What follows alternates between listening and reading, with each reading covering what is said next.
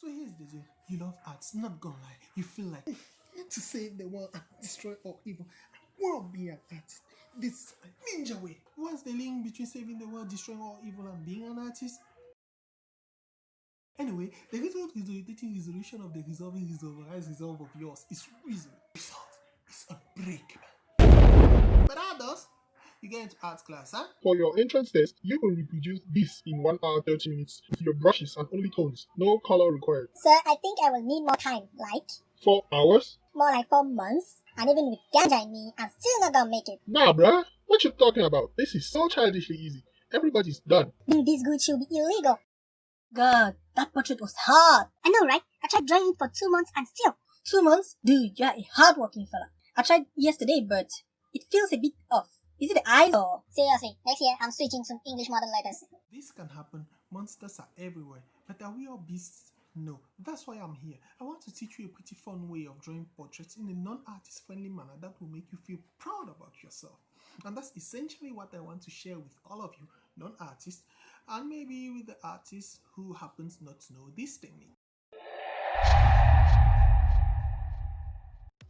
The technique is known as the grid technique. You make a grid on a picture so as to be able to split the picture into small manageable blocks which one can draw based on skill level. That is, if you are an absolute trash at drawing, take your picture and add in a grid with many very small blocks so as to be able to successfully draw your portrait. But if you are good, use as less blocks as possible.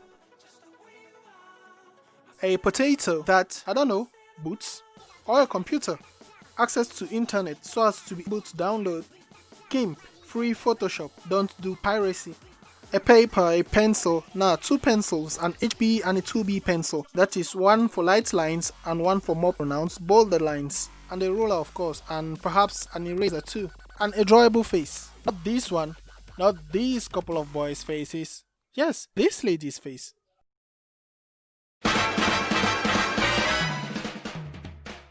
Let's connect ourselves to the internet by going to a cyber cafe, using your USB wire, or make your phone a hotspot so as to share your phone's internet connection with your potato, or any other approach. Launch the one and only, the timeless, the greatest creation of God that was used on computers that dinosaurs in the days of the future, past, present, perfect, continuous tense had Internet Explorer. In the address bar, type www.google.com and in Google search bar, type GIMP.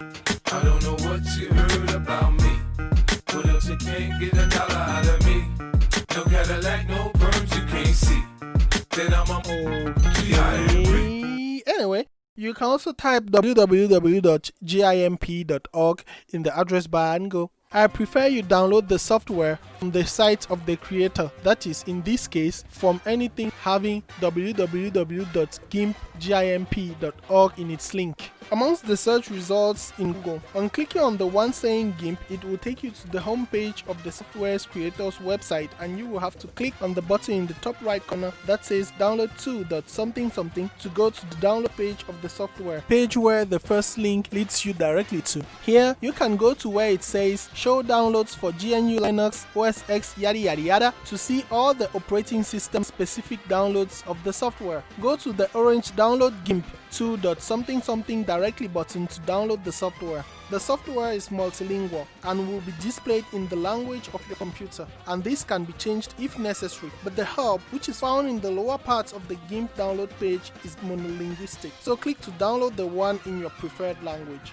After clicking on the item you wish to download, click on Save in the pop-up in the lower part of your Internet Explorer window to just save the file, or click on Run so that upon finishing the download, the setup should be launched automatically. When the download is complete, you can click on Run to launch the setup immediately, or you can click on Open Folder to have access to the directory in which the setup was downloaded and click on it over there to launch it. As for setting up the software, you can choose to install it only for yourself or for everyone, it's up to you. Often when setting up the software, I will go through Customize so as to be aware of what and where it installs the stuff it's supposed to install. It might prompt you to accept the destination location of where it will install GIMP, so just click on Yes when that comes up. And of course, remember to give a tick on the Create a Desktop icon box.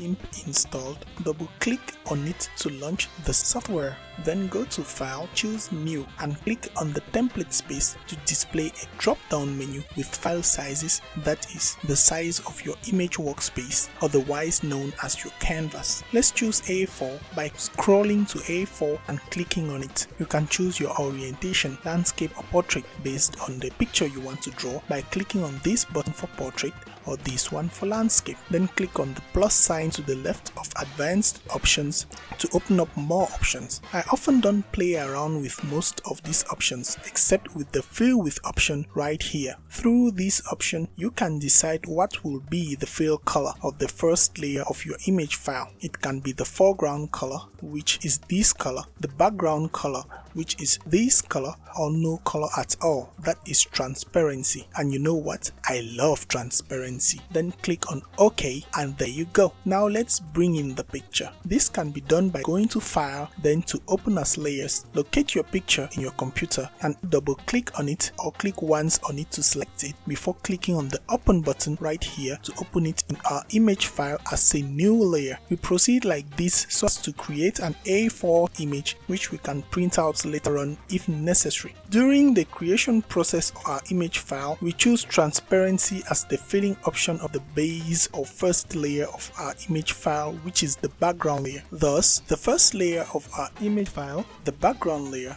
is a fully transparent layer, and in many image manipulation softwares, transparency is displayed as a checkerboard of light and dark gray squares, as can be seen in the icon of the background layer in the Layers tab as well as in the canvas.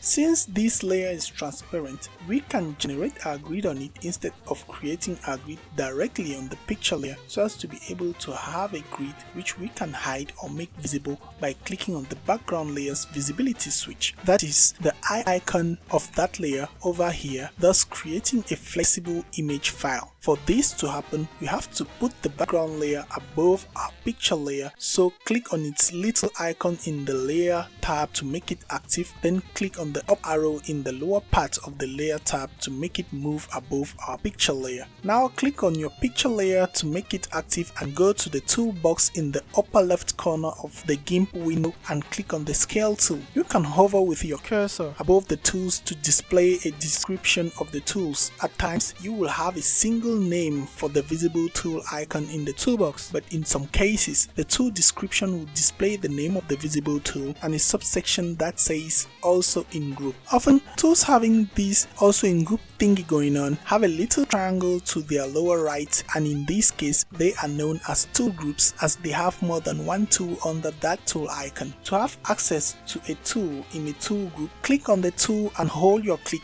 Then with your click still being held, slide down with your cursor to the tool you want before releasing your click.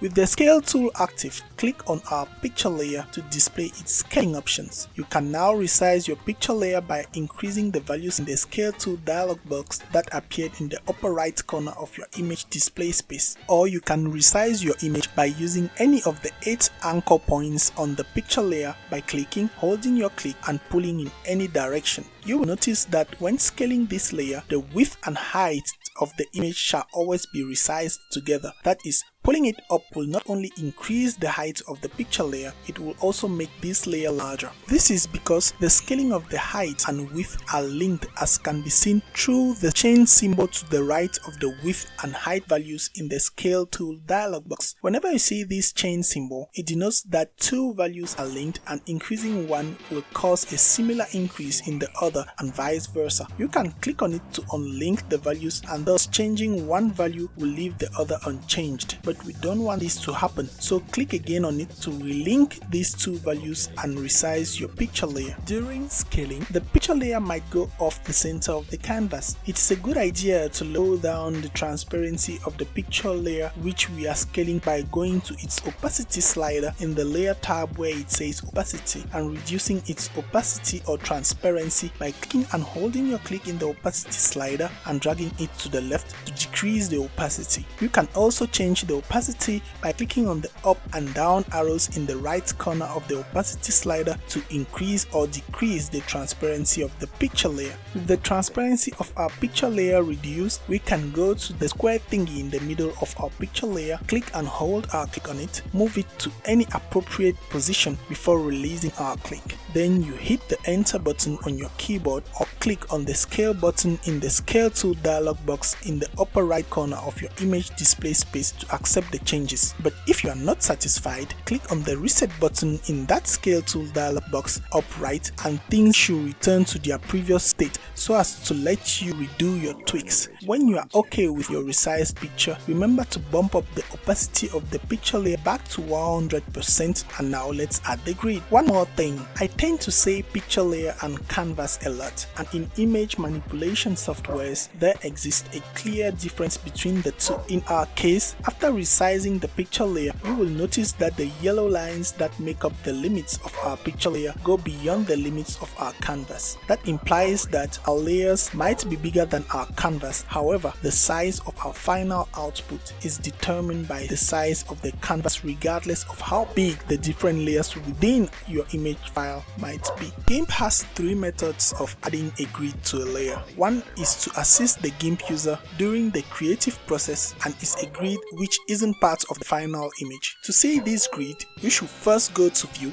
click on Show Grid before going to Image, then to Configure Grid and set it up. The two other grids are filters and are all definitely part of your final image. To access them, go to Filters, slide down to Renders, then go to Pattern, and there you have them, Grid and Grid Legacy. Grid is, according to the GIMP manual, the easiest of the two to use. Its preview happens directly in your canvas and its main parameters are pretty straightforward. Width and height control the size of the squares that make up the grid. Offset X and offset Y control the origin point of the grid, that is from where the grid starts. Often, keeping both the offset X and Y values to 0 implies that the grid has its origin points at the top left corner of the layer in which it is created and grows from there, and the line width and line height determine the parameters concerning the thickness of the lines that make up the grid. Grid Legacy Filter, on the other hand, is a bit obtuse. Its preview happens in a small preview window within the filter window, really not convenient at all. Here you do not control directly the size of the squares that make up your grid. You control the parameters of the horizontal and vertical lines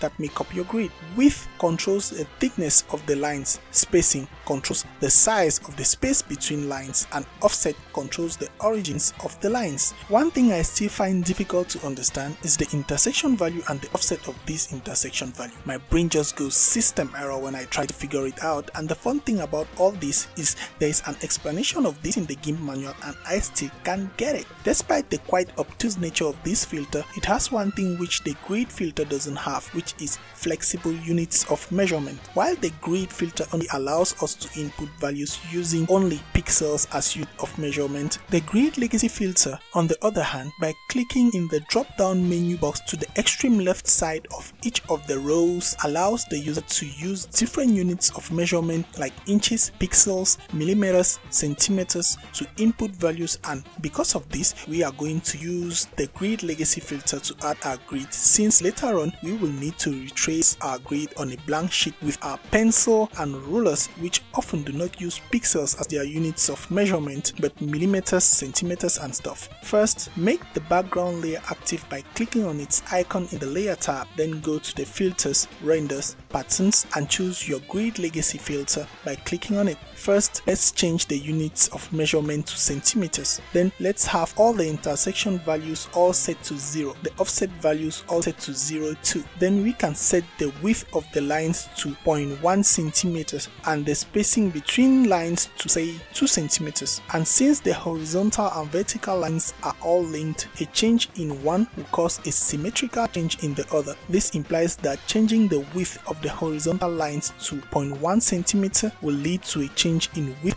of the vertical lines to 0.1 centimeter, and a change in the spacing of horizontal lines to 2 centimeters will cause a similar change in spacing of vertical lines to 2 centimeters too, thus leading to the creation of a grid with 2 centimeters by 2 centimeters. Hit enter on your keyboard keyboard or click on the OK button when you are done. We have to point out one thing at this point. The smaller and the more squares that make up the grid, the easier it shall be to draw the portrait. And the bigger and lesser in number the squares of the grid, the more difficult drawing the portrait shall be. So create your grid and create it wisely. Now let's save our GIMP image so as to flexibly tweak it later if necessary by going to File, then down to Save. Choose a location to save your GIMP image file, say the desktop. Click in the top bar where it says Name to rename your file and click on the Save button in the lower right or hit Enter on your keyboard. Now let's export our picture in a format which can be opened with or without GIMP,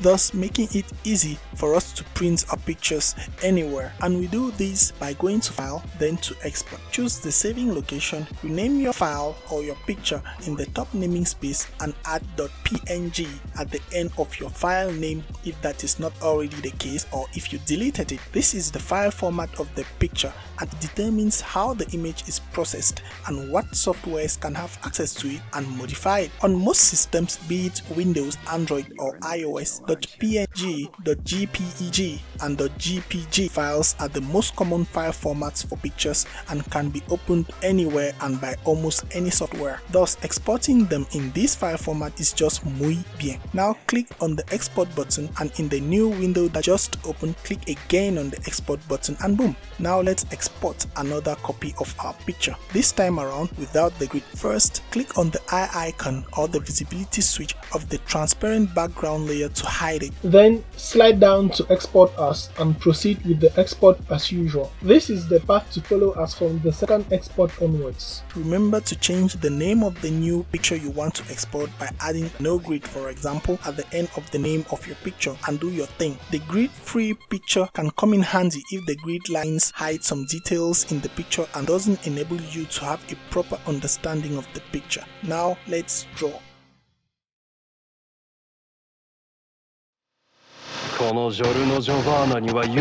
Get your two exported pictures, print them out because electricity shortages in Cameroon are trendy, and get your paper out. On your paper, just multiply the size of the squares that make up your grid by any number, like say 3, and with the help of our ruler and our 2B pencil, we will retrace the grid on the blank sheet using the multiplied values if you want to scale it up or the base grid values, and draw these lines lightly, softly, slightly, touching the paper like a magnificent creature it is.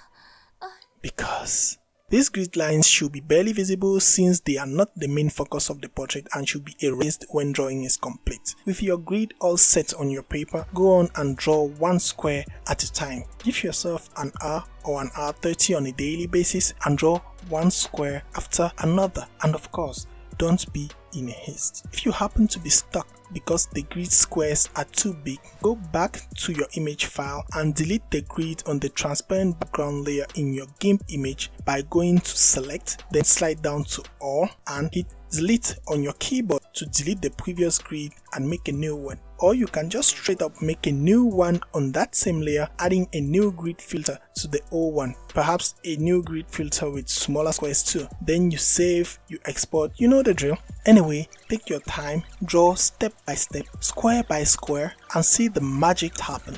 You might not be an artist yet, but you have drawn your portrait and you can be proud. And personally, you might not believe in it, but everyone who can write can draw, because writing stems from drawing. It was wanted and off I go.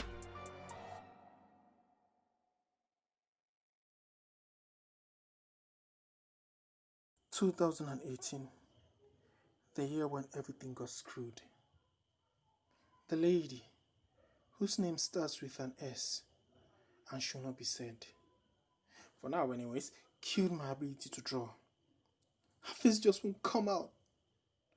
Since then, due to trauma, also because I was busy at times and lazy most of the times, but hey, let's focus on trauma. Since then, I stopped drawing portraits. Until now, when... Je me suis souvenu ce jour, c'est pour partager cette technique que j'ai fait cette vidéo et 4 autres. What? You thought this was a monolinguistic channel? Ha ha ha. Nope. Le Cameroun est un pays bilingue, français-anglais. So, whoops.